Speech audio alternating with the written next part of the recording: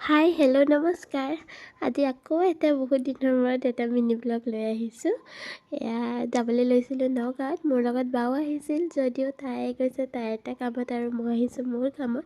আৰু এইফালে আকাশখন দেখিছেনে ইমান ধুনীয়া লাগিছে।